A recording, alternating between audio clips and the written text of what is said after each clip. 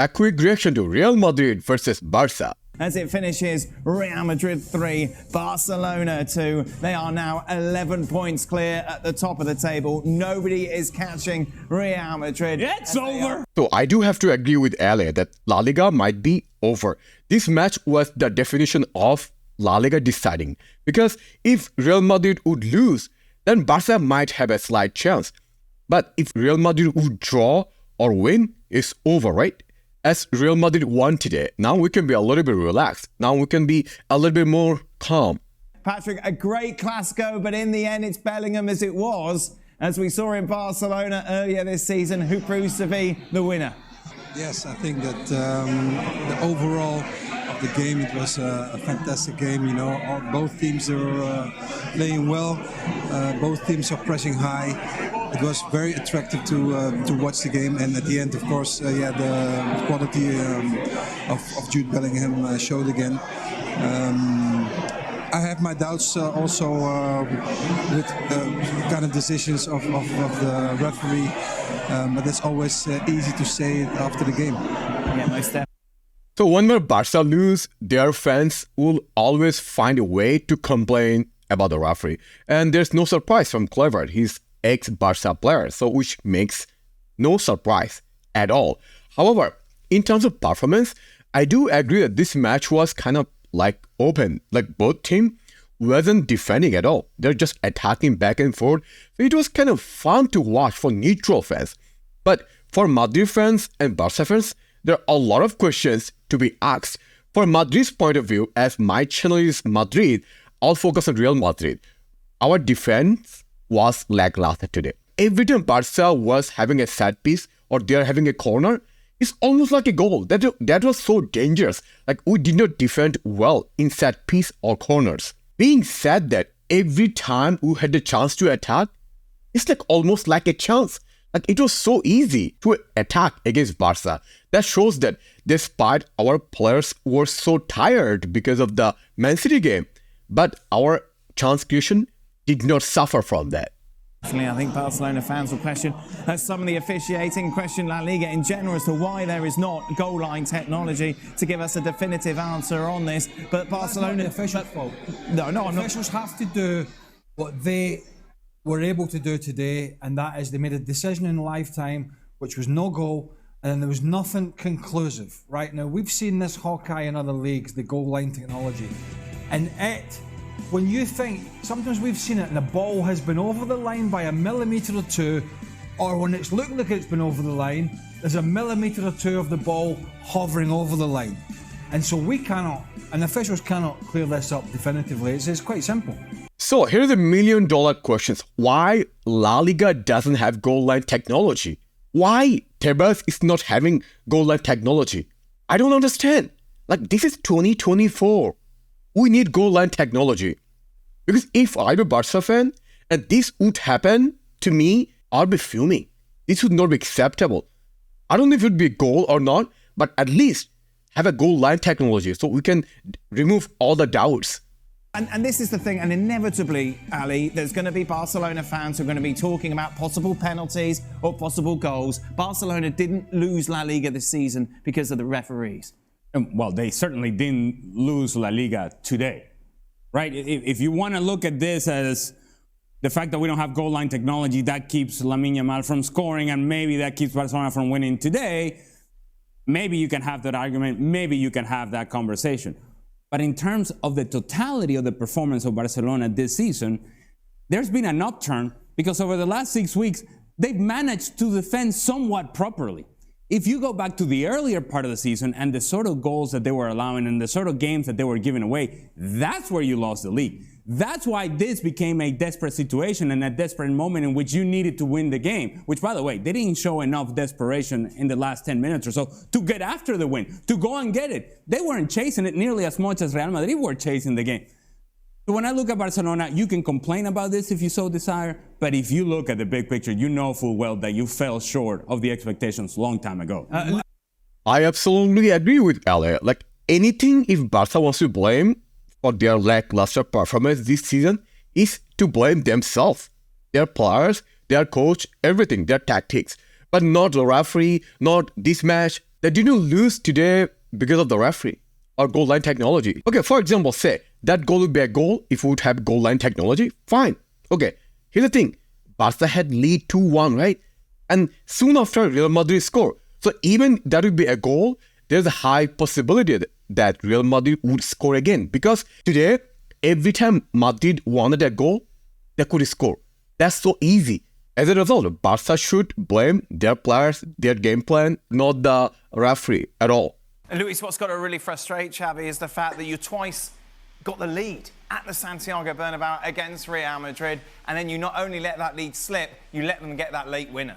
Yeah, and you know that when you play against Real Madrid much more at the Bernabeu, it doesn't matter if you are going ahead 1-0, 2-0, because in the end, Real Madrid managed to get back, to make a comeback, to push until the last minute, and because that's the way they've been doing the things for the whole history. They got that kind of mentality to never give up, to always do whatever it takes to try and fight it until the last minute. So as we are talking about comeback for Real Madrid, I mean, that was incredible, right? Like, we can come back whenever we want. That's kind of fun to watch as a Madrid fans. However, there are a lot of things we have to discuss. First of all, the lineup. Whenever I saw the lineup, I posted on my YouTube community tab that this is scary. Like, when I saw the lineup, I'm like, no, this is suicidal lineup. There are a lot of questions if you see our lineup. Like, Modric and Kroos together, I have said numerous times, in 2024, they cannot play together. That's like a defensive hole. That's why a lot of times Barca was having so easy to take the ball forward because they are not the best when it comes to defending, right? And then Kama versus Yamal is like a huge mismatch. Like, every duel, I felt Kama lost against Yamal. That's insane. So when I was seeing this, what was happening, I was fuming.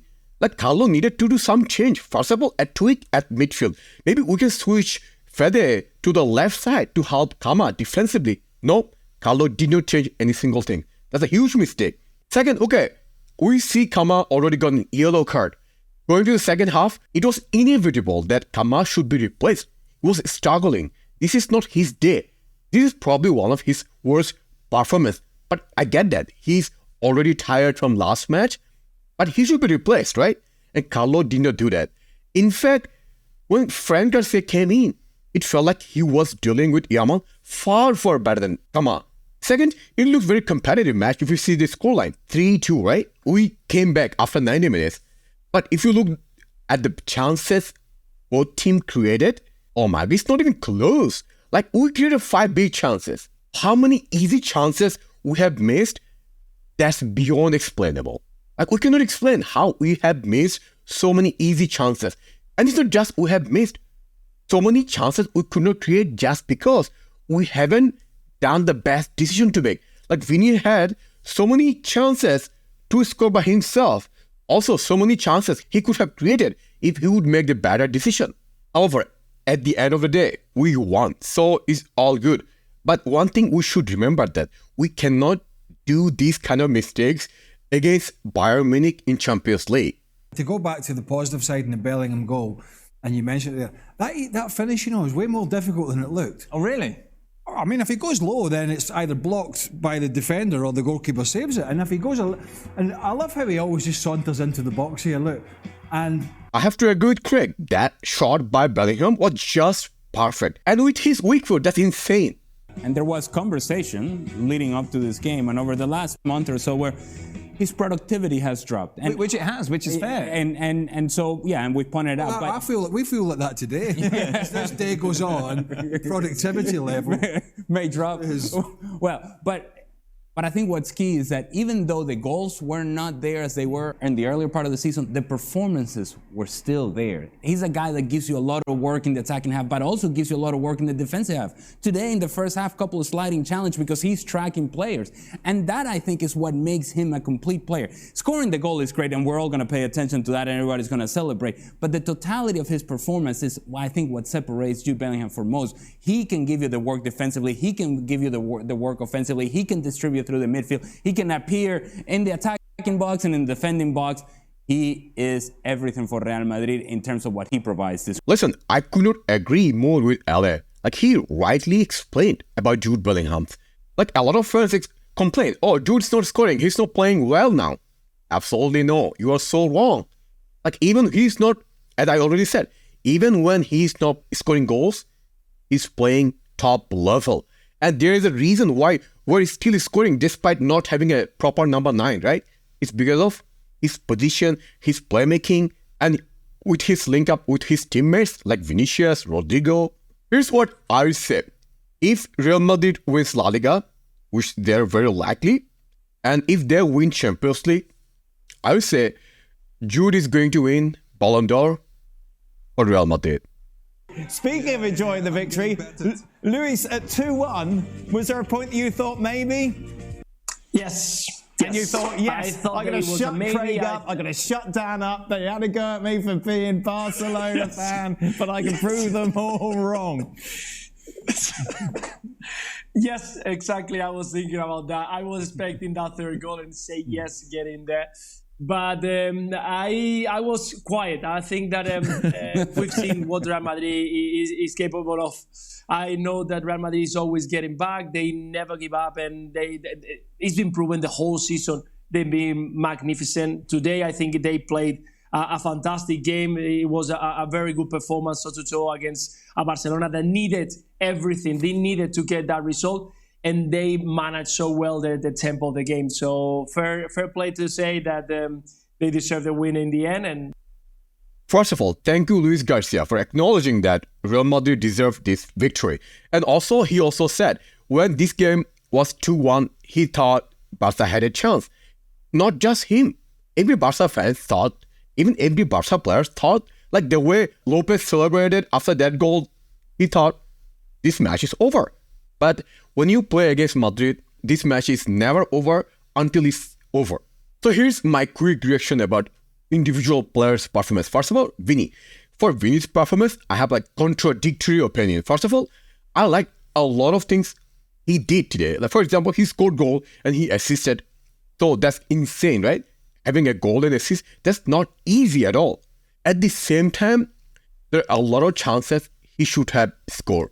And he should have made better decisions a lot of situations.